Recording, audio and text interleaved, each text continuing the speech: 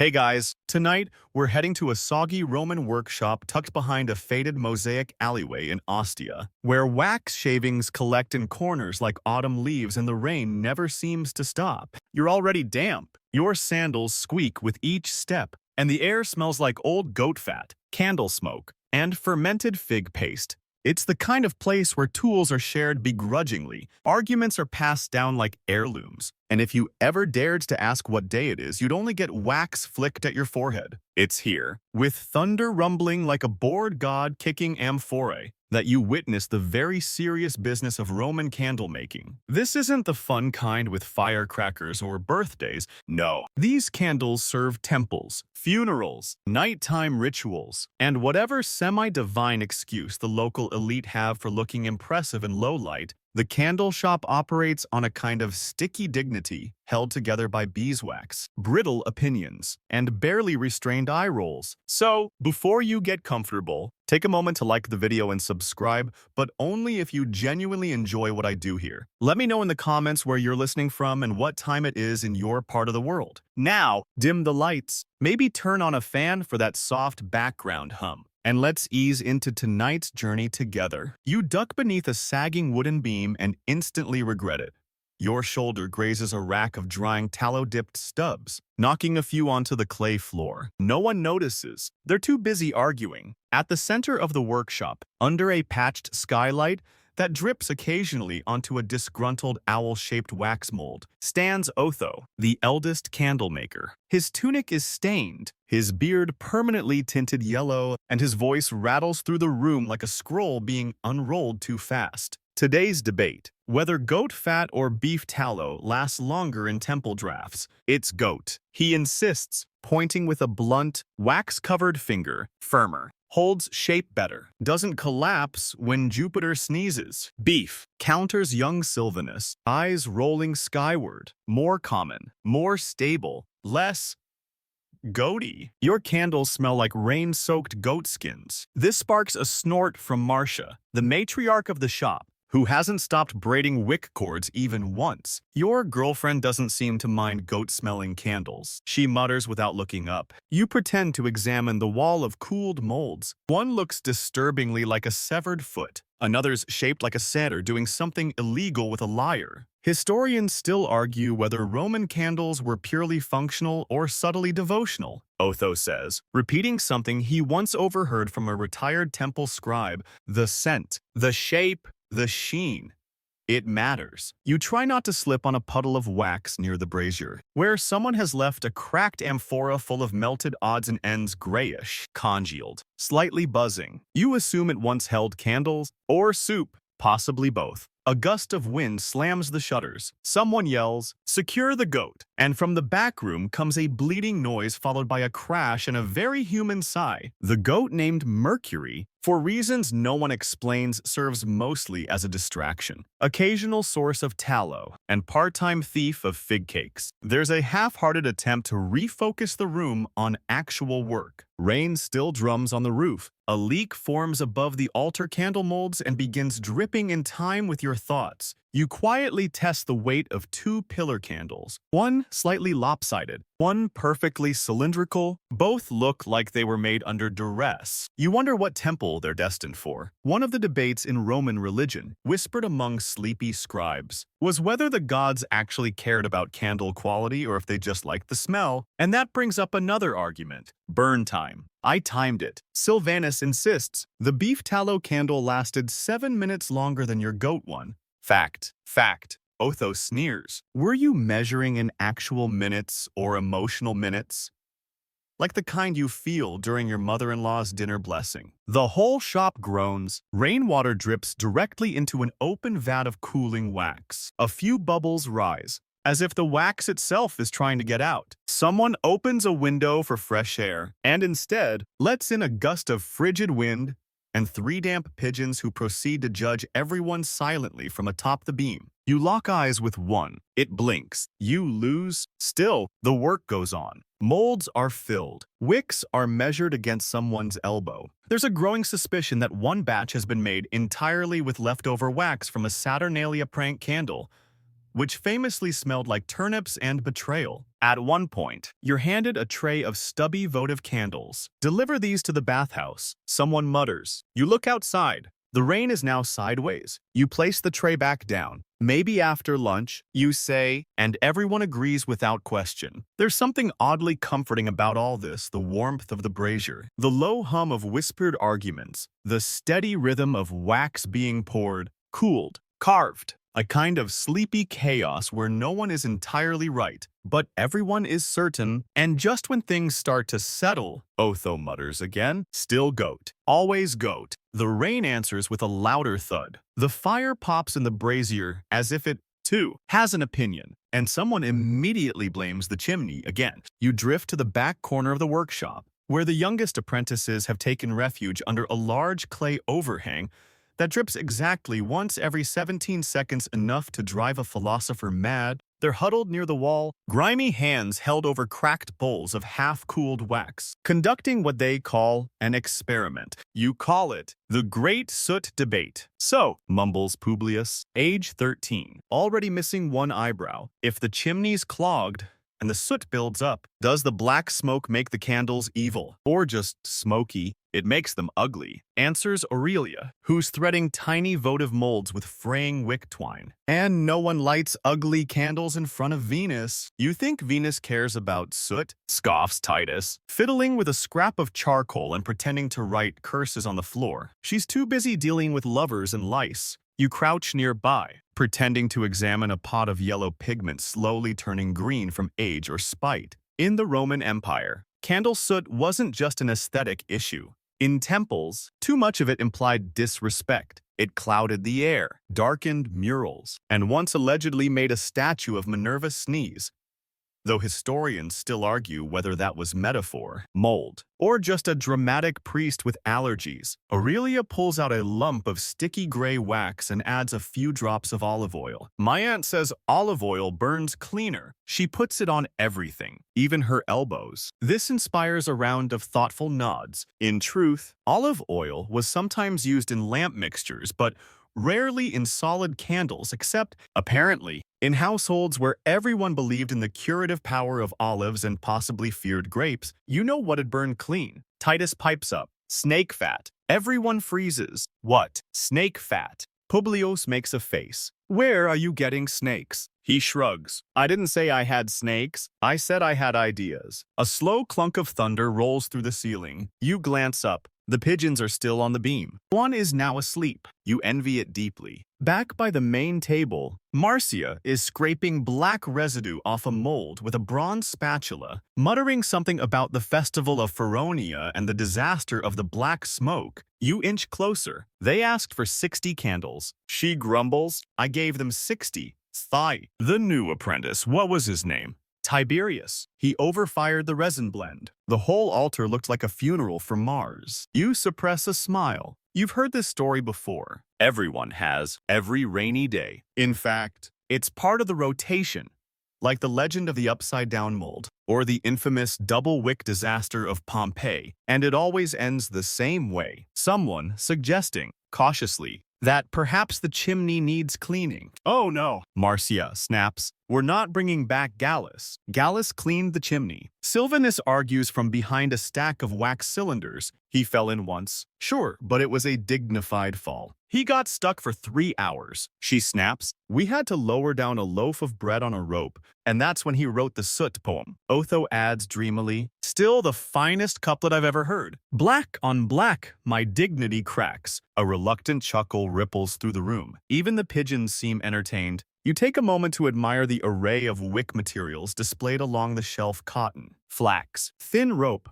dried papyrus, each with their own quirks. Some burn straight and slow. Others curl like a nervous eyebrow. Some flicker constantly, as if whispering gossip. You reach for one experimentally and nearly knock over a pot labeled "Do Not Touch," infused with Vesta's blessing. You retreat quietly. Roman candle making was, at its waxy heart, more than just a craft. It was layered with ritual, tradition, and deeply personal superstitions. Some believe that the soot left behind on a temple wall could predict future crop yields. Others thought a smoky flame meant the gods were displeased, or just cold. You once heard someone claim that a flickering flame during rain was a sign Mercury was trying to warn travelers away from a wet journey. Historians still argue whether these signs were believed by the elite, the poor, or simply invented by candle makers to justify charging more for blessed wicks. The storm outside shifts from steady patter to full-on bucket mode.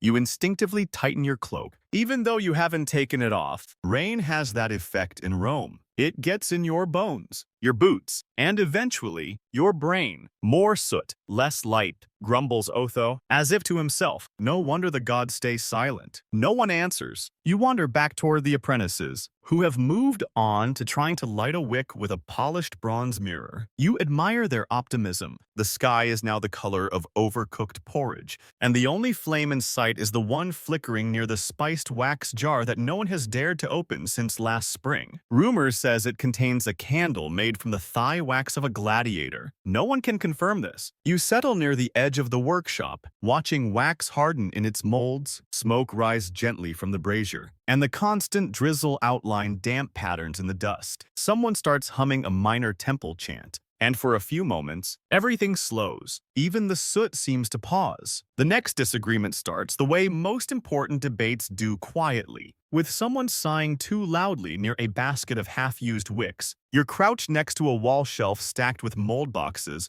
when a familiar sound makes you glance over. The unmistakable thump of a wick spool being dropped with emphasis. Silvanus is standing with his arms crossed, staring down at a knot of thread like it owes him money. "These are too thick," he mutters, loud enough for Otho to hear. "They're standard." Otho replies from across the room, without even looking up. 3 twists of cotton. Been doing it that way since the last decent emperor. That's the problem, Silvanus says, lifting one of the cords like it's evidence in a trial. They mushroom. They drown the flame. We need thinner. Marcia, who had just finally found a dry spot to sit on, sighs with her entire soul. "You say that every time it rains," she says, rubbing her temples. "Every single storm becomes a wick crisis." You drift toward the edge of the discussion, as always, pretending to be rearranging something important. In truth, you're intrigued. Wicks are the soul of a candle, or at least that's what the traveling merchant from Ephesus claimed last week, before trying to sell you peacock feather tapers that smoldered like regret. Aurelia joins the fray with a small roll of papyrus wick she's been drying near the brazier. These work better in wet air, she offers. They don't droop. Papyrus burns dirty. Silvanus counters, "Not if you twist it right," she says, flipping the strand over her knuckle like a ribbon dancer. "Twice, fold, then wrap. Learned it from my aunt in Syracuse. She made funeral candles for sailors." There's a pause. Sailor funerals always earn a beat of respect. "I still say cotton gives a cleaner glow," Otho grumbles, tapping a mold absent-mindedly. "And easier to anoint." This opens yet another waxy wormhole. Anointing wicks. You suppress a groan. Every few months, someone brings up the old tradition of rubbing wicks with temple oil before lighting, meant to wake the flame. No one agrees on what kind of oil, how much, or whether it's necessary at all. But it always ends with someone lighting something on fire. Historians still argue whether wick anointing was symbolic or superstitious. Marcia says aloud, repeating the shop's unofficial motto. Some say it improved burn quality. Others say it made the candle smell like someone spilled lunch on the altar. A short, wiry man named Festus, who's mostly kept to himself at the beeswax press, suddenly joins in. "My grandmother dipped wicks in wine first." Everyone turns. "In wine," he nods solemnly. "Red wine."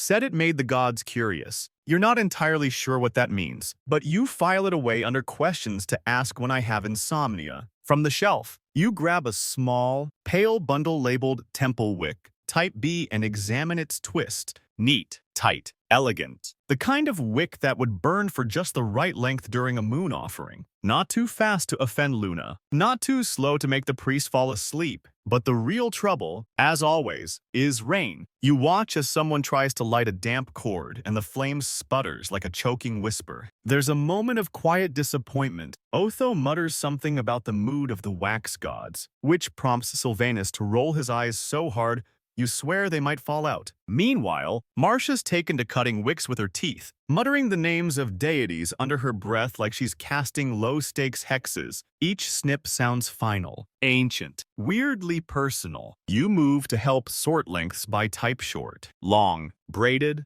twisted. A surprising number of them smell faintly of herbs. One even smells like onions. You decide not to ask. The candle molds on the bench reflect soft light back at you, their metal frames warm and oddly calming. You realize you're starting to enjoy the rhythm here, the cycle of debate, work, and slightly unhinged superstition. It's like joining a very sleepy gladiator school. But for light, Aurelia lights a fresh candle with her papyrus wick. And sure enough, the flame stands steady in the damp air. Everyone pauses. Even Sylvanus. The flame flickers slowly, as if bowing. "She's right," Otho says at last, begrudgingly. "You can say it louder," Aurelia replies, arms folded. "I said what I said." He grunts. Turning away, there's a soft chuckle around the room. Even Mercury the goat, tucked under a table and chewing something, probably not food, seems content. You exhale through your nose and lean against the doorframe. Outside, the rain continues, turning the streets to shallow canals. A lantern wobbles in the distance. Somewhere, a priest probably just yelled at a servant for bringing a candle that burned sideways. In here, though, the wax breathes. The wick debates have wound down, if only for the moment. One candle burns quietly on the bench papyrus, twisted tight,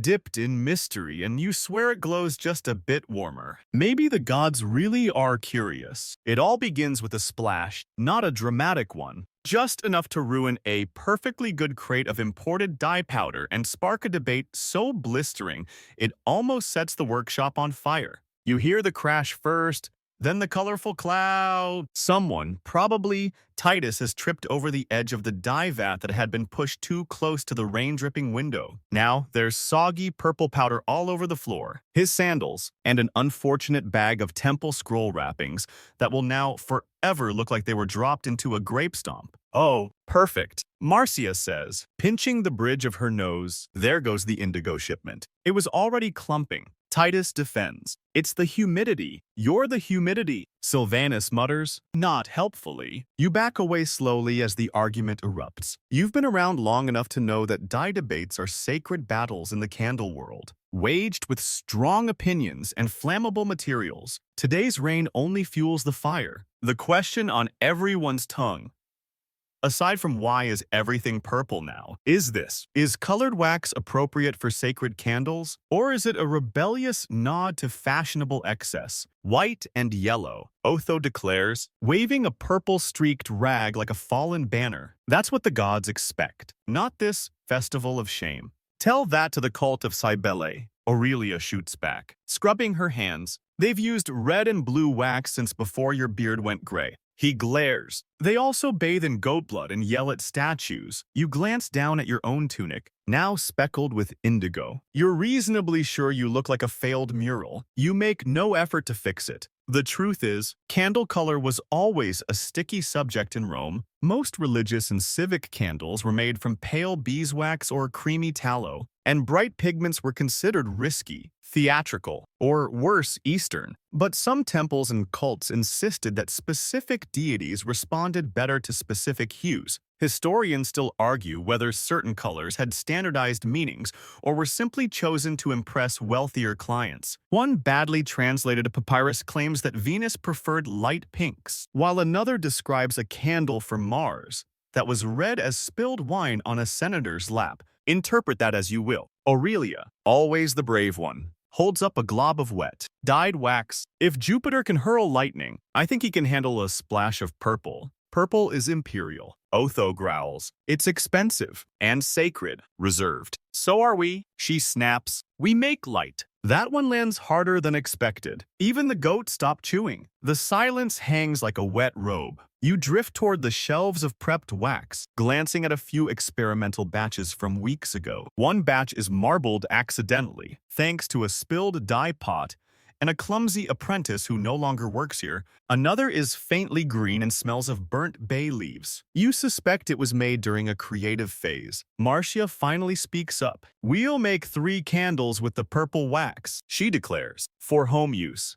Not for temples, not for drama. Too late for that, Titus mumbles. Still, the verdict soothes the room. Mostly, you help scrape the soggy pigment from the floor and press it into a clay bowl to dry. It looks like crushed violets or spilled royalty. Nearby, Festus brings out a surprise, a tiny pouch of ochre dust from the provinces. I was saving this for market day, he says, but maybe if we blend it right. This begins the Great Rain Day Blending Trial, a chaotic experiment in which every half-used dye packet, flower petal, and imported spice gets tossed into a vat of half-warm wax to see what kind of color and smell comes out. The air grows thick with scent, some pleasant, some alarming. At one point, someone adds crushed pomegranate seeds. Another apprentice, perhaps not understanding boundaries, tosses in what looks like bronze shavings. A candle is poured that turns a shimmering gold gray. Everyone agrees it's hideous. Marcia secretly keeps it. I think I made a candle for Pluto, Titus says, admiring a muddy black one with gold streaks. Smells like expired dignity. The storm outside beats harder against the shutters. You catch your reflection in the silver of the mold tray's face dappled with pigment, hair full of wax dust. You look like a prophet no one would trust. One of the dye candles hardens into a rich, oceanic blue. Aurelia carves a wave into the side with a stylus. This one's for Neptune, she says. And this, Sylvanus says, holding up a swirl of red and brown, is for people with unresolved grudges. The room hums with laughter. And despite the ruined shipment and soggy scrolls, the energy has shifted. Sometimes, rain days don't just ruin things.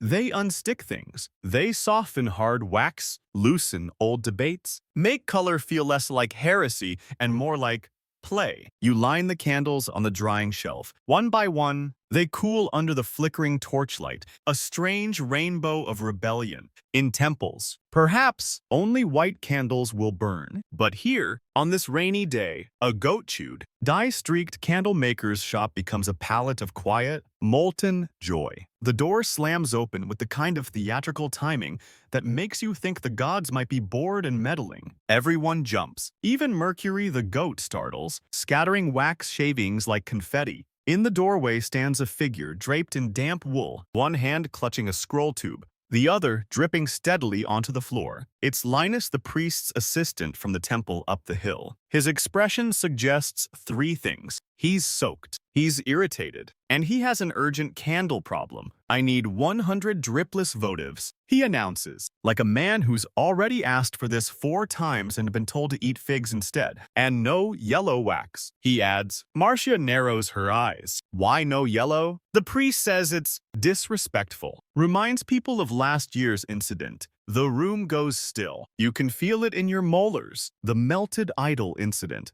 No one talks about it directly, but the memory lingers like the scent of singed sandal leather. You weren't there, but the story is always the same. A heat wave. A shipment of soft yellow candles, a temple statue of Juno newly waxed and freshly consecrated, surrounded by votives that slowly melted into a tragic puddle. One of the candles dripped directly onto the statue's marble nose. It never quite came off. They blame the wax, Marcia mutters, not the idiot who placed candles 2 inches from sacred nostrils. Linus doesn't flinch. The high priest has declared yellow the color of shame. His words. That's rich. Coming from a man who wears gold-plated sandals, Sylvanus says under his breath, still, orders are orders. And the workshop shifts into gear. The rain drums harder, as if to say, good luck drying anything. Otho stands. No yellow, no drips, no problem, he says, and then adds, assuming you don't need them today, by nightfall, everyone groans in spiritual unison. You jump into action, grabbing molds while Aurelia begins selecting wick types that burn steady in damp air. Marcia pulls out the last batch of cooled beeswax rich and ivory, untouched by any dye scandal, and starts shaving it down from melting. The air thickens with warm sweetness and tension. Dripless candles are tricky. Roman wax blends naturally tend to sag or pool, especially in humidity. Getting them to burn smooth and clean requires precise wick length, careful wax filtering, and the patience of someone who enjoys separating bee parts from resin, which, coincidentally, is your job for the next 20 minutes. Historians still argue whether Roman dripless candles actually existed or were more of an aspirational concept. One satirical poem from the era refers to dripless light for sleepless nights, which could mean anything from magical wax to sarcastic exaggeration. Linus hovers nearby, hands folded like a man both anxious and deeply judgmental. Make sure they don't smell like anything, he says. Otho looks up. Anything pleasant, or anything at all. Neutral, no myrrh. No fig, no temple oil. Last week's batch made someone sneeze during the invocation. Aurelia nods. Sacrilege via allergies. It happens. Titus, trying to help, opens the storeroom and immediately releases a scent so pungent and chaotic that everyone turns to stare. Not that one, Marcia says quickly, as if warding off a demon. You roll fresh wick cords, slicing them to exact lengths using an old ivory tool with notches marked for temple short, funeral long, and just in case we're summoning Mercury. As the wax heats, conversations turn predictably to gossip. Apparently, the temple's junior scribe was caught whispering prophecies into the font's reflection again, and there's debate over whether that counts as heresy or just artistic ambition. I heard he lit candles in a spiral, Festus adds. Like that explains everything. The spiral of confusion, Otho mutters. As molds are filled and wicks set, the rain outside shifts into its dramatic third act. Relentless downpour with thunder flourishes. You notice someone's moved Mercury under the table again, and the goat is now dozing beside a half-eaten sandal. Linus starts pacing. We'll need them in polished bronze holders, he says suddenly, preferably with shallow bases. The priest doesn't want any more tipping. Marcia snaps a look at him. That's not a candle problem. That's a clumsy priest problem. He softens. Look, just make them stable. Burn clean, and not yellow. You glance at the first cooling batch, tall, proud, perfectly pale. They already look like they belong in a sacred ceremony. You silently name one hope, another mild panic, and a third definitely going to tip anyway. By mid-afternoon, the shelves are lined with candles that smell like absolutely nothing, promise no dripping, and somehow radiate the anxious effort behind their creation. Each one a quiet little negotiation between superstition, chemistry, and fear of divine side-eye. As Linus leaves with a covered crate, still muttering about balance and decorum, you catch Otho quietly lighting a yellow stub and placing it behind a sack of wool. For the gods with a sense of humor, he says, smiling. You barely have time to savor the silence after Linus leaves before a different kind of chaos trickles in this time, accompanied by hoof prints and the distinct, undeniable smell of trouble. Marcia sniffs the air first, her nose wrinkles like parchment curling over a brazier. Someone's been skimming beeswax again. It's not an accusation, it's a declaration, and it's enough to send a ripple through the workshop. Heads turn, eyes narrow. A candle mold is dropped, softly but with intent. Beeswax is liquid gold in this place, purified and pressed. It burns slower, smells sweet, and commands higher prices, especially when labeled temple grade. Losing even a handful to theft is cause for alarm, outrage, and elaborate finger-pointing. You back toward the corner where you know you didn't touch the beeswax, just to look innocent by proximity. Wasn't me, Titus says immediately, which is something only someone guilty or prematurely defensive would say. Marcia opens the storage drawer. It's not empty, but the missing slab leaves a suspicious hollow space like a cookie gone from the tray, and everyone pretending not to see the crumbs. The accusations begin flying faster than wax off a hot spoon. Maybe someone traded it at the market, Aurelia suggests, or ate it. Otho growls. You ever tasted that last batch? Sweet as temple wine. I smelled that batch. Festus adds. It was scented with rosemary and lies. But then a bleat. Low, mournful, suspiciously guilty. Everyone freezes. You all turn at once to the source of the sound, like a single creature with 30 skeptical eyes. There, nestled behind a pile of linens, is Mercury the goat. He's chewing with the deliberate, exaggerated slowness of someone who knows they've been caught and are trying to make the crime disappear through commitment. Between his hooves lies a wax-streaked burlap scrap. Oh, for Jupiter's sake, Marcia mutters. Historians still argue whether animals were ever tried for minor Roman crimes. Sylvanus says, not helping. Do not cite the trial of the orchard pig again. Marcia snaps, but it's relevant. It's not. But it was a real thing.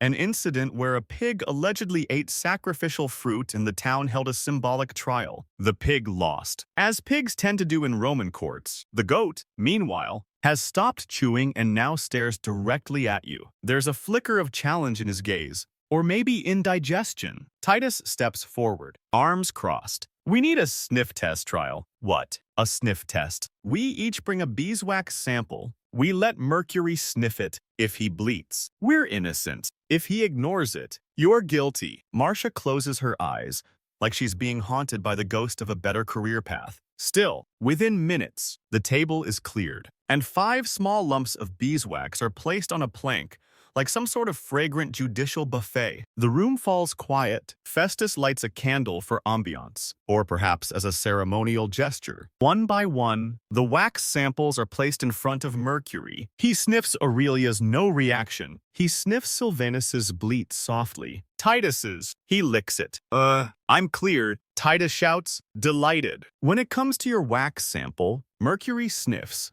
then headbutts it across the room. That's either a very strong no, Marcia says slowly, or he's just violent. Otho shrugs. Either way, I think we can all agree the goat is the thief. You can't help it, you laugh. It bursts out before you can suppress it. And suddenly, everyone else is laughing too. It's the kind of laugh that builds slowly, fueled by stress, rain, and an overwhelming sense that no one truly has control over anything in this world.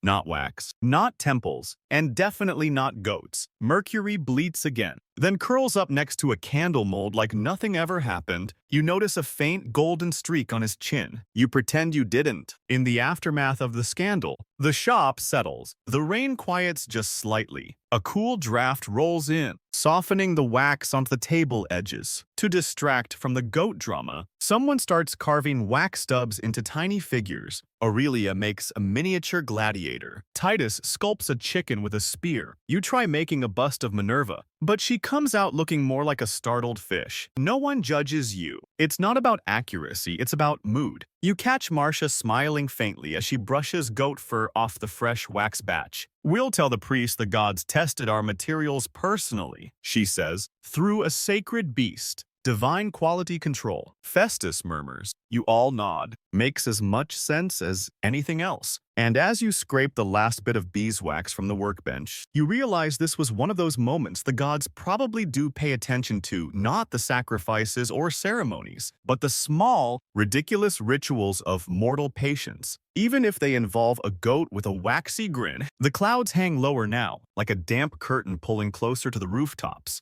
You're leaning near to the brazier again, warming your hands while the others reset the workspace after the goat debacle. When Otho decides to stir the wax vat with the dramatic energy of someone about to say something questionable, it's Vulcan. He announces, you blink. Sorry, the storm, the mood, the goat, he says, pointing his stirring rod at nothing in particular. It's not Jupiter's doing, it's Vulcan. For sure, there's a pause. Not a long one, but just enough for everyone in the shop to internally prepare themselves for what's coming. You say this every time it rains. Marcia calls from across the room because it's true. He insists, ignoring the scoffing noises from the younger apprentices. You all keep blaming Jupiter for every little rumble. But this is forge weather. Sylvanus leans against the mold press. What in Mercury's name is forge weather? The kind of storm that smells like burning bronze and sounds like someone hammering our iron behind the clouds. Otho says, eyes distant now. When the wind curls into your ears and makes you think about old regrets, that's Vulcan, not Jupiter, not some sky tantrum. Fire god. Forging arguments in the heavens. Is that what he's doing? Aurelia says, eyebrows raised, starting fights about wick braiding and scented wax. You can't help but smile. But Otho, undeterred, launches into the myth of the volcanic candle. Yes, you've heard it before. No, you're not allowed to leave. Back during the reign of Claudius, he begins though you are fairly sure he always says Claudius. No matter what year it allegedly happened, there was a candle maker named Liavanus who lived near Mount Etna. They say he used volcanic ash in his wax blend, swore it made the light sharper, made the gods pay attention. Did it work, you ask? Mostly to speed things along. Too well, he says ominously. The candles burned so bright the temple walls cracked. Statues wept. One priest went temporarily bald. There's a beat of silence. Historians still argue whether the baldness was divine or dermatological. Festus murmurs. The story, like most of Otho's, meanders into volcanic offerings, temple evacuations, and a legendary prophecy carved into the soot stains on a ceiling. By the end of it, the rain outside seems louder, if only because no one inside is speaking anymore. You busy yourself checking the cooling racks, running a finger along a line of prayer candles, each one marked with the tiny glyphs at the base. You notice that someone scratched a small heart into one, then tried to smooth it over. Someone else carved what looks suspiciously like a goat. The storm's got teeth, Marcia says after a moment, staring at the ceiling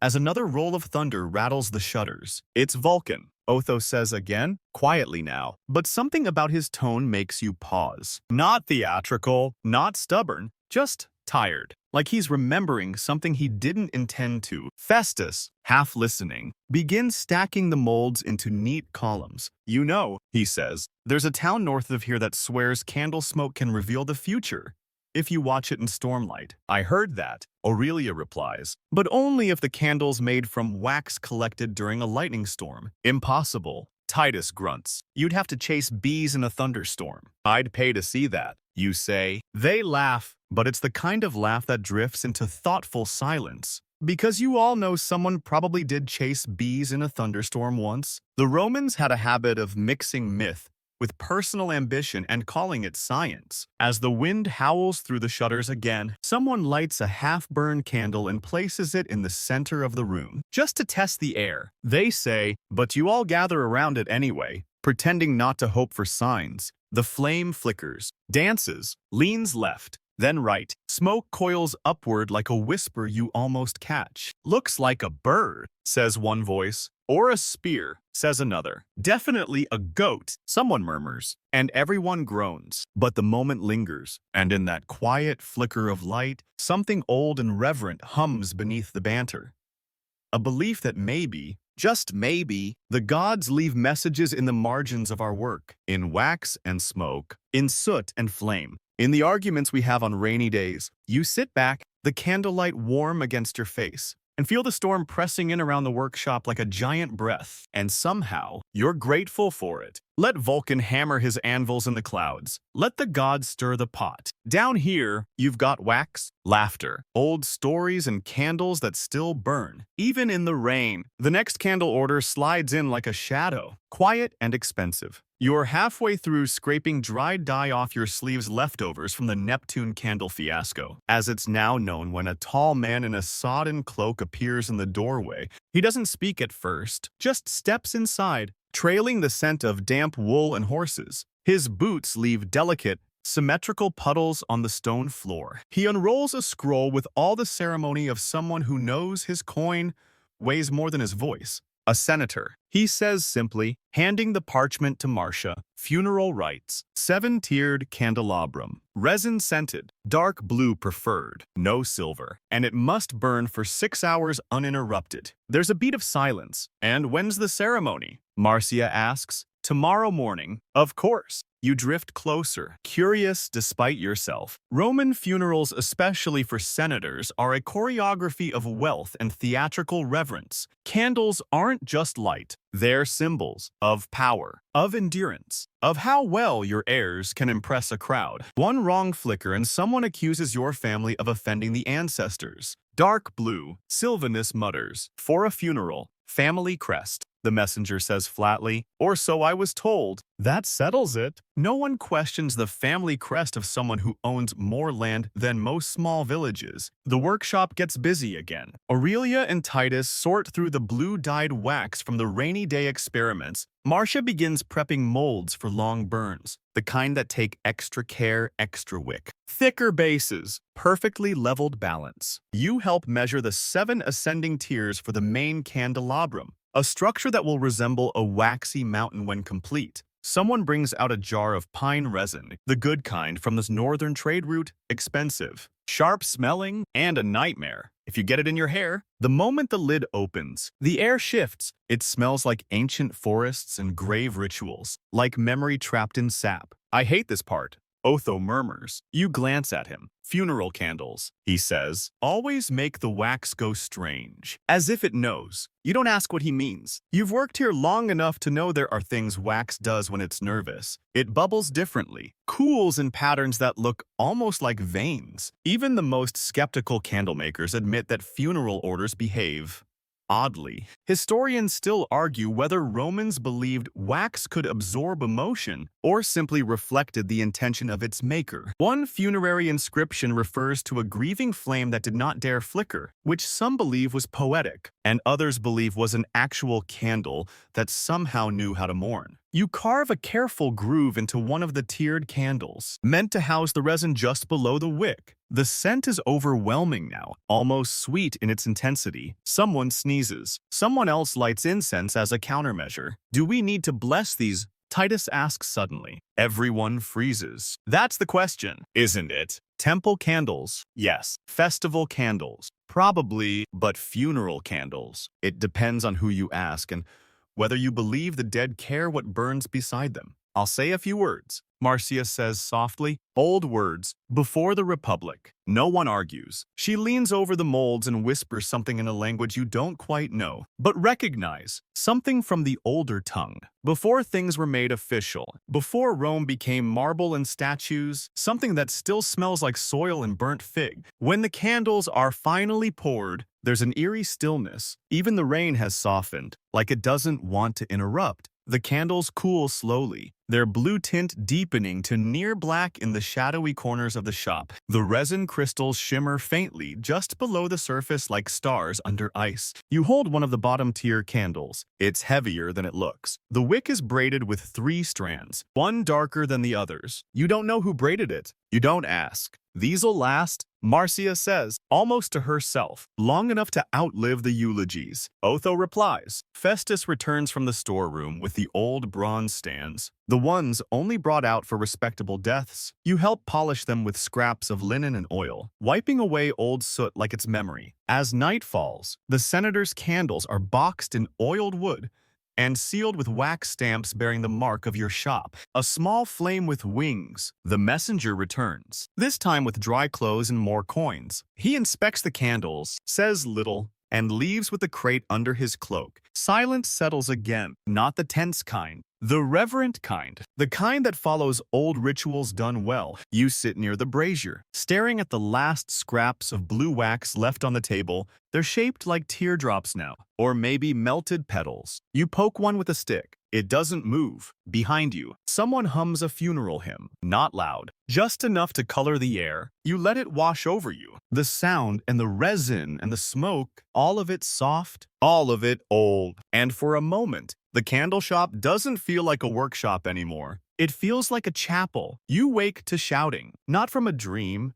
but from the other side of the workshop, where someone, somewhere, is loudly accusing someone else of tallow-related heresy. You blink, stretch your neck, and spot Silvanus and Festus mid-argument, one of them holding a ladle, the other holding a chunk of something suspiciously gelatinous. You did mix it. Silvanus barks, waving the ladle like a sword. This is not pure wax. This is peasant wax? It's not peasant wax. Festus huffs. It's economical. Functional. We've been short since Linus took the last clean batch. That wasn't wax, Otho calls from his corner. That was powdered drama packed in bee-suit form. The room breaks into uneasy laughter, but the tension stays. You walk toward the central bench, where a cooling tray holds several small candles that smell faintly of beef broth. You wince. Tallow, the eternal Roman candle controversy. In theory, tallow rendered fat from cows, goats, or sheep was a sensible alternative to beeswax. It was cheaper, more abundant, and easier to work with during colder months, but it came at a cost. It smelled like regret, burned unevenly, and dripped like betrayal down sacred walls. And more importantly, it wasn't holy, not in the way beeswax was, not to the temples, not to the elite, and certainly not to Silvanus, who now looks like he's one bad sniff away from writing a manifesto. You used it for votive offerings, he demands. It was for the market stall. Festus counters, not the temple of Saturn. Relax, relax. You used meat wax on prayer lights. What next? Olive oil, wick soup. You glance at the candles in question. They do burn slightly yellow. The flame flickers like it's trying to escape the wax. The smell is, well, nostalgic. If you grew up near a butcher, historians still argue whether tallow was used for ritual or only for practical lighting. Marcia says, not even looking up from her thread work. The records are unclear and also smell biased. Aurelia appears beside you with a freshly dipped beeswax taper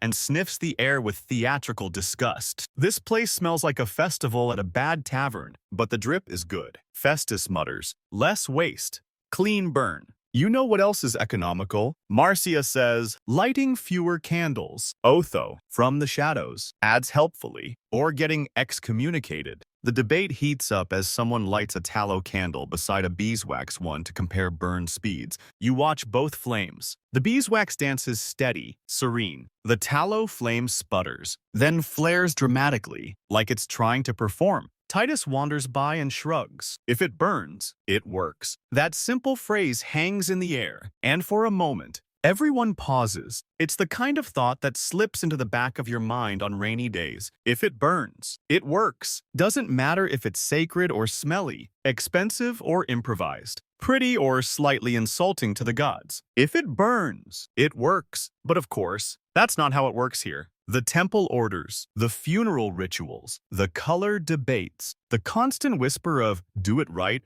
or the gods will notice they see, all exist precisely because burning isn't enough. It must burn properly. Eventually, Marcia orders the tallow batch moved to the far wall out of reach, out of sight, and definitely out of any ceremonial crates. We'll sell them to sailors, she mutters. They don't care what burns as long as it doesn't scream. Later, you help Aurelia pour a new batch of temple candles using the last of the untainted beeswax. As you stir, she leans closer. My aunt once made tallow candles during a storm, she whispers. Whole house smelled like lamb stew for 3 days. You grin. You remember stories like that from your own neighborhood, how wax was sacred. But tallow was necessary. How your grandmother once lit a sheep fat taper to chase away winter spirits, then used the leftover stub to grease a door hinge. Sacred utility. You look down at the fresh mold, the beeswax smooth and golden. It smells like summer, like ceremony. And as the rain drums on, softer now, you understand why the arguments happen. Because the wax matters, because intention matters, because even in the quietest corners of Rome, where candles are poured by hands that argue and joke and mourn,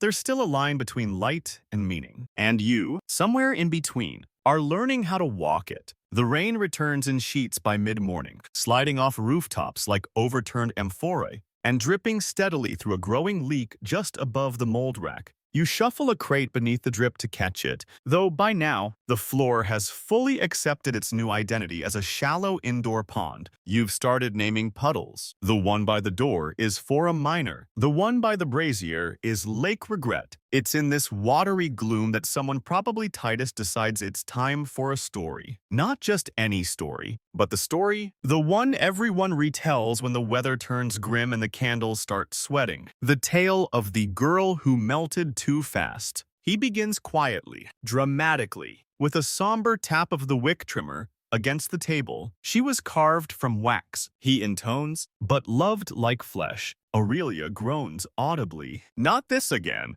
Yes, this again, he replies, unbothered. You lean back against the wall and let it happen. The story's practically a ritual, now part ghost tale, part cautionary allegory, part rain day entertainment that gets more elaborate with every retelling. She was the candlemaker's greatest work, Titus says, gesturing toward an empty mold for dramatic effect. Sculpted to perfection, delicate hands, gentle expression, a wick down her spine. But her creator didn't just make her for light, he gave her a name. And the gods don't like competition. He pauses to sip watered-down wine like a poet preparing to devastate his audience. They say she sat by the window, day after day, watching mortals go about their lives, until one humid afternoon, he left the shutters open. A murmur ripples through the apprentices. Sunlight hit her shoulder, just a little at first, then more. And before he returned, she was nothing but a puddle, her wick curled like a sleeping serpent.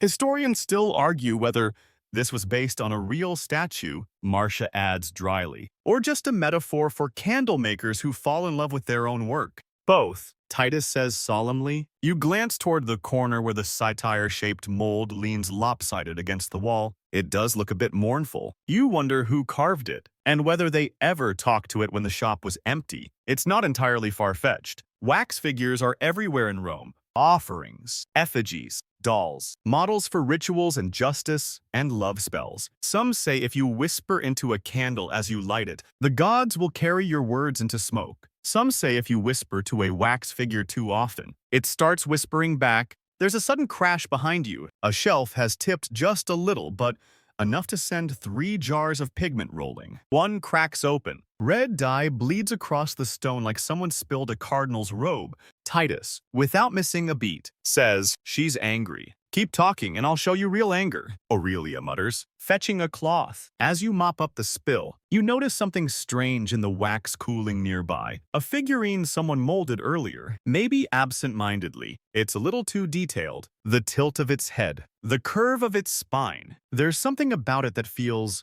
watched. You flip it over and see a faint initial scratched into the base. T. Of course. Let's keep the self-melting girlfriends out of production today, Marcia calls. We have a real order to finish. Aurelia nods. For the merchant's newborn, right? 3 dozen altar candles. Baby blessing. No weird shapes. You help prepare the softest wax filtered twice, clear of impurities. The kind used in naming ceremonies, where the flame is meant to carry the baby's soul into divine awareness without drawing too much celestial attention. A careful balance. You set the molds and begin pouring as Marcia prepares the wick lengths. There's something comforting about the process. Measure, cut, center, pour, wait. The workshop quiets to the sound of rainfall and the gentle plop of cooling wax. As you work, you hear Titus whisper one last line from his story under his breath. She melted, but the wick still burned. You glance at the figurine again.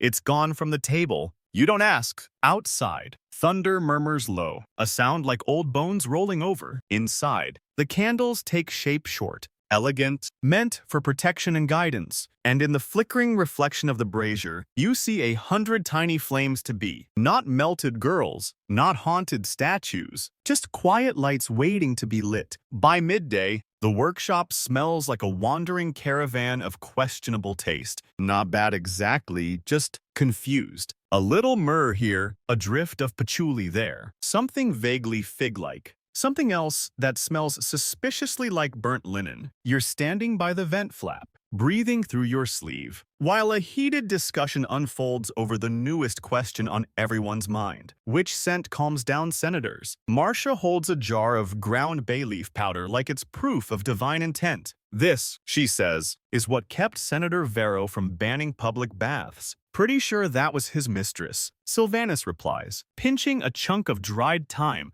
Historians still argue whether aromatics and ritual candles actually affected Roman political decisions. Otho mutters from his seat. I say they absolutely did, and most of them weren't official decisions anyway, just bribes wrapped in flowers. He points at the stack of herbal jars with a scowl. And whatever you lit for Senator Corvinus last year made him cry and throw up. That was emotional purging, Aurelia says, unbothered. He said he felt reborn. He said he felt like a weeping onion. Festus chimes in. You hide a laugh behind a cough. They're not wrong. Roman senators were a delicate breed, powerful, wealthy, and wildly dramatic when things didn't smell like victory or sandalwood. The current order is for a small, elite dinner party, and the host has requested flames that inspire diplomacy and prevent dueling. A real quote. Written in calligraphy. So now, you're surrounded by pots of imported resins, exotic herbs, and 2 small satchels of dried petals from Gaul. Everyone insists they know exactly what to blend. Patchouli is first on the chopping block. too strong, says Marcia. Makes people think they're at a funeral or a poorly ventilated bathhouse. But it lingers, says Titus, waving it like a weapon. Myrrh, suggests Aurelia. Too sacred, Otho replies. Says, I'm preparing for an underworld journey, not past the olives. Burnt fig, Sylvanus asks hopefully. Absolutely not, says everyone at once. Someone lights a test batch. The scent is confusing, smoky, slightly sweet, and after a moment, deeply awkward. It smells like regret at a family dinner. You say, that's accurate. Marcia sighs. Eventually, you all start pulling from your private stashes. Aurelia brings out crushed violets and lemon peel. Festus has a pouch of powdered cinnamon bark he swears once prevented a tax riot. Titus, not to be outdone, unveils a tiny clay jar marked only with a thumbprint. Smell this, he says, grinning. You do, and instantly regret it. What is that? Imported. From Germania. Is it legal? He shrugs. Whatever it is, it doesn't make the final mix. After hours of testing, sneezing, arguing, and one minor nosebleed, a blend is agreed upon. Lavender, pine resin, a whisper of honey powder, and just a trace of rosewood subtle, dignified, and unlikely to trigger any outbursts or spontaneous weeping. You prepare the batch while Aurelia preps the mold's short pillars with spiral ridges, the kind favored by the upper class who enjoy their candles looking like expensive pastries. The wax is poured slowly,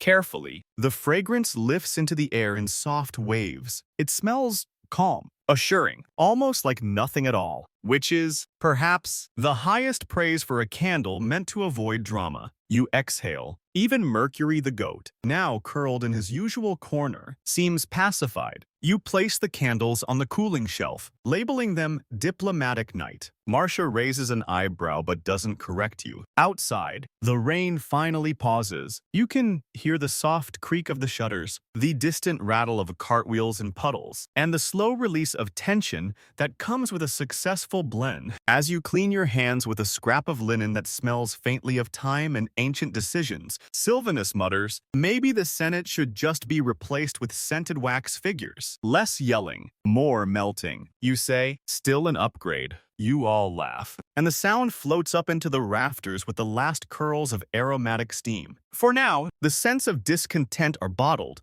poured, and labeled, and the gods of social harmony, if they exist, have been offered something warm and quiet to work with. By the afternoon lull, when even the goat snores and candle molds cool faster than arguments, the shop begins sorting candles into boxes. Not by color, not by scent, by class. You find yourself at the long wooden sorting bench, helping Titus separate the finished batches for delivery. There's a stack labeled Senatorial, another Temple approved, and a third, far more chaotic pile labeled Acceptable for Peasants and Unambitious Spirits. Classism by wax, Aurelia mutters, tossing a slightly crooked votive into the lower-tier pile. You're telling me, you reply, apparently, even bases are a sign of moral decay. Sylvanus chuckles from the ladder, where he's stacking the ivory-colored ceremonial candles only if they tilt left. The system may not be official, but it's deeply embedded. Upper-class candles are flawless pale beeswax, slow-burning, no soot. They come in matching sets, packaged with little clay tokens that say things like, blessed by fire or temple adjacent. The middle-class candles, the good enough crowd, are a bit lumpier, dyed inconsistently, maybe scented with herbs that smell like last week's soup. They'll be lit in kitchens, courtyards, or minor shrines to lesser-known deities who aren't picky. And the lowest tier, a glorious mess of warped tapers, stubby half-molds, and anything that drips like a nervous acolyte. These are sold by the sackful to bathhouses, traveling performers, and people who just want to see while they boil snails. You pause over a short, thick candle with a wax bubble in its side. It looks like it's smiling. You hesitate, then toss it in the third pile. You know, Marcia says, walking by with a stack of delivery lists. A century ago, you could tell someone's social status by how their candles smelled. Smelled, you ask? She nods. Upper-class wax was filtered twice, almost scentless. Only the poor had scented tallow used strong herbs to cover the odor. So scented meant cheap, In theory, she replies. But then the elite started importing exotic scents, patchouli from the east, amber from the coast. Suddenly, scented meant exclusive. Historians still argue whether Roman scent culture trickled upward or downward,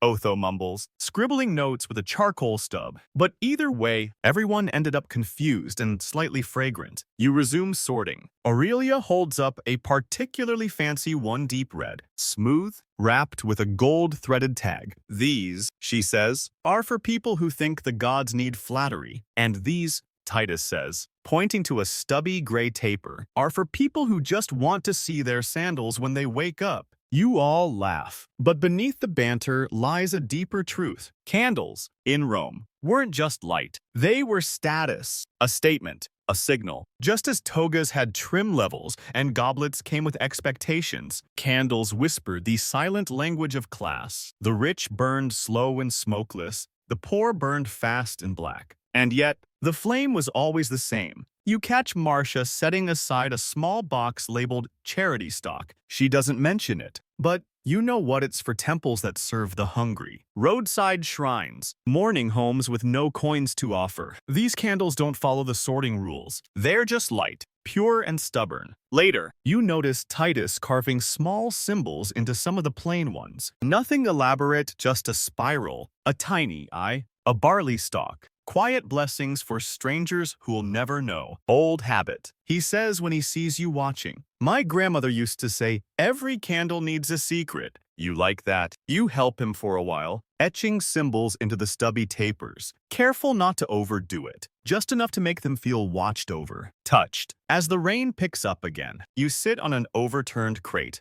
surveying the neatly divided stacks. Clean, labeled, orderly. But in the back of your mind, you wonder if the gods really care what shelf a candle came from, or if they just care that someone bothered to light one at all. You reach for a crooked little votive, smooth its edge, and place it gently in the charity box. Just in case the gods do notice, the first sign of trouble is the sound of rushing water, not gentle, stream-like water, flooding water. You all hear it at once, a low, sloshing roar from the far end of the street. Marcia rushes to the door just as two boys sprint past, yelling something about the river breaking loose. A moment later, your floor puddles are no longer the charming indoor lakes they were. They've begun connecting, forming canals. A small wooden crate drifts gently past your foot like a lazy barge. The Tiber's throwing a tantrum again, Otho mutters. You all rush to lift the lower candle racks onto bricks and stools. Anything within 6 inches of the floor is in danger now. The last time this happened, a whole shipment of ceremonial tapers ended up floating through the marketplace and into a fishmonger's stall. The locals dubbed it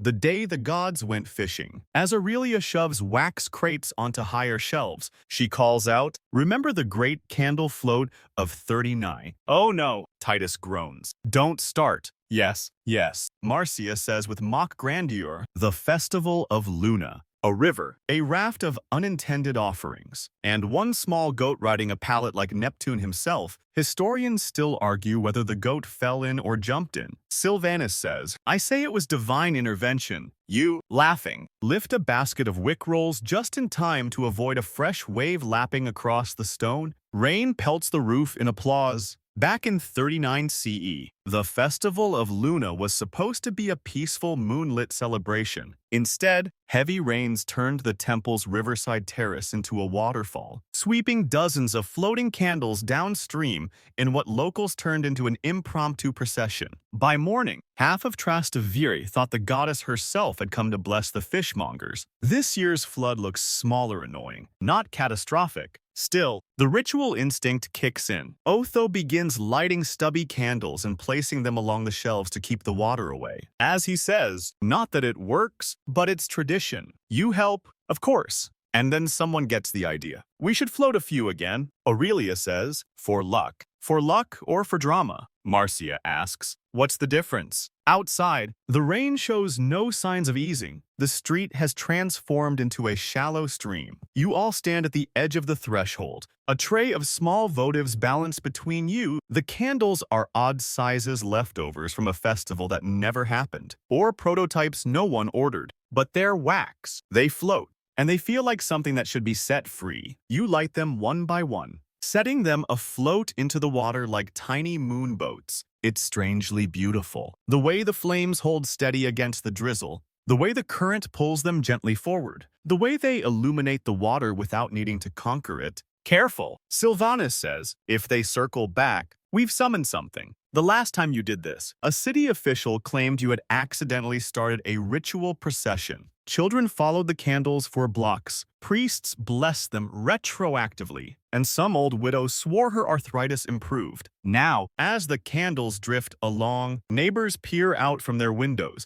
smiling. A few clap. A child on a balcony points and shouts, "The moon is coming." You all beam like fools. Even Mercury the goat trots to the doorway, eyes wide, as if expecting his own barge. As the water recedes, the last of the floating candles slips out of view, carried toward the market square, where no doubt someone will take credit for the miracle. You step back into the shop. The air damp but light with laughter. Inside, everything is wet, wax-streaked, and slightly unhinged. But for once, no one minds, and as you wring out your sleeves, you think maybe the gods aren't watching to see who gets it right. Maybe they're just watching to see who still lights the candle, rain or not. You think you've seen all the arguments candles can cause about color, shape, scent, dripping, and divine etiquette. But today introduces a new arena of chaos. Burn time betrayals. It starts innocently enough. Titus, in a rare burst of ambition or boredom, decides to test a new wick. He's been experimenting with some tightly twisted blend of linen and horsehair, coated in olive oil and optimism. He sets it in a tall beeswax cylinder, lights it, and declares, "This will outlast every other candle here." That's it. That's all it takes. Marcia, who has survived 7 emperors and 1 minor fire cult, looks up from her wick shears and says, "No, it won't." Otho snorts. "My old Saturn day tapers outburned that design before your mother learned to weave." Sylvanus appears with a half-burned pillar from last week. "Let's see if it beats this one. I call her Claudia." "I didn't know we were naming them," you say. "We always were." Festus adds, quietly setting his own stubby green experiment beside the others. "This one's deceit." And just like that, the great candle race begins. A row of labeled test candles is placed on the sorting bench, each spaced precisely, each with its own wick strategy, wax ratio, and a name that reflects its creator's worldview. You light them together. The room hushes like a stadium before a chariot race. The contestants include Claudia, Sylvanus's classic medium pour, beeswax with triple-ply cotton, deceit, Festus's dense tallow blend with a skeptical lean, victory, Titus's ambitious horsehair wick with extra resin, moonchild, Aurelia's pastel experiment from a sleepless night and too much wine, old reliable, Otho's standard temple-grade candle. That's been the shop's quiet champion since before Nero learned to sing. You all pretend it's for science, but it quickly becomes a betting ring. Deceit's gonna flame out early, Marcia mutters. Arms crossed. She'll betray you, Festus says with a faint smile. Moonchild burns sideways. Victory flares, then steadies. Claudia holds fast. Old reliable flickers, then flattens, as if tired of being worshipped. A few coins change hands quietly. The truth is, burn time isn't just about wax. It's about ego. Candle makers measure pride in how long their light lasts. In a world where everything melts your hours, your rituals, your knees. After a long day, longevity is sacred. Historians still argue whether Roman candle contests were real or romanticized. Otho says aloud, "But I say, anything that burns longer earns its own myth." An hour in, victory is still holding steady. Titus is insufferable. You see, he boasts, horsehair, olive oil. I've revolutionized illumination. You've invented the smoky rope. Marcia deadpans. And then it happens. Victory flares once, tilts slightly, and suddenly collapses into itself, wax folding like soft parchment, wick sputtering out with a hiss that feels deeply personal. "No," Titus cries, lunging forward. "It betrayed you," Festus whispers. The room explodes with laughter. Even Mercury bleats from under the table. Claudia wins, barely, by the thickness of a wick. Sylvanus accepts the praise with false modesty and real smugness. You note the results on the wall chart where someone long ago started writing candle truths in charcoal. You add a steady burn beats a flashy start. Later, while cleaning up the remains of the test stub's twisted wicks, melted wax walls, puddles shaped like ancient mistakes, you realize someone's added another entry to the chart. The gods aren't watching the winner, just the one who keeps burning. You don't know who wrote it. Maybe Festus, maybe nobody, but it stays with you. Because in the end, every candle burns out. Some quickly, some slowly, some with flair, others with quiet devotion, but all leave behind warmth, smoke, shadows that flicker like stories. And maybe, just maybe, that's the point. The rain has stopped. Not dramatically, not with fanfare or sunlight breaking through clouds in divine beams. It just tapers off. Like a guest who finally runs out of excuses to stay, you stand in the doorway, staring at a street washed clean of dust and argument. Puddles glint in the afternoon light. A few leaves drift across the stones. In the distance, someone rings a small bell, and the sound is soft like a yawn before sleep. Inside, the workshop hums with the low, contented quiet of a space that's done its work. The molds have been emptied, the wax cooled, the wicks trimmed, the boxes labeled in careful, slightly uneven Latin. You help Sylvana stack the final shipment by the door, a set of quiet, almost plain temple tapers. Nothing dramatic, just reliable light for early morning prayers. No scent, no color, no declarations, just candles that do what they're asked to. Across the room, Aurelia is carving little blessings into the last batch of votives. Tiny scratches you wouldn't notice unless you knew where to look. You spot a sun, a barley stalk, a pair of wings. People like to think they're buying light, she says, not looking up. But really, they're buying hope. You nod. You've seen it now. In the mismatched stacks for rich and poor, in the scented experiments that sparked fights and laughter, in the floating candles drifting through flooded streets, in the stubby votives carved with care, even when no one would see the marks. Candles, in this world, are more than wax and wick. They are memory, argument, ritual, accident, laughter, and loss. They are proof that someone cared enough to keep the darkness at bay for a little while longer. Even Mercury the goat seems moved by this revelation. Or perhaps he's just sleepy. He's curled up near the brazier, a thin curl of wax stuck to one ear. No one bothers to remove it. Marcia finishes balancing the books, though balancing is generous. Mostly she adds notes like goat ate inventory or blessed by accident, charged double. She doesn't look tired, just still, like a flame nearing the end of a long, steady burn. Otho wraps a spare wick around his wrist, an old superstition for luck in the next storm. He doesn't say goodbye. He never does. He just mutters something about checking the chimney tomorrow, then disappears into the drying light. The others drift out slowly, like smoke after the flame goes. No rush, no final words, just the quiet certainty that tomorrow, or the day after, the rain will return. And so will the arguments, the experiments, the small triumphs, the stories. You stay a little longer. You walk the length of the room, fingers brushing the cooled molds, the workbenches still warm, the shelf where someone left a candle labeled simply for later. You light it, just because. The flame curls upward, steady, bright, modest, not for ceremony, not for status, not even for a customer, just for the room, just for you. And now, as the shop fades into shadows and the candle you lit glows softly on the bench beside you, everything slows. The air smells faintly of beeswax and pine resin, familiar now, like the quiet after a long conversation. The work is done. The molds will rest until morning. The goat, dreaming softly beneath the shelf, shifts once, then settles again. You can almost hear his little snore. Outside, the sky holds its breath. Damp stone glistens in the last light. Water drips from rooftops in lazy rhythms, like someone tapping the edge of a clay bowl with their fingertips. You take a breath, the kind that's deep, full, and unbothered. Maybe tomorrow there will be another flood, or a senator who wants lavender flame and marble-scented wicks. Maybe someone will demand a candle shaped like a myth, or argue that the gods prefer olive oil again. But tonight, you've earned the stillness. The flame on the workbench dances gently.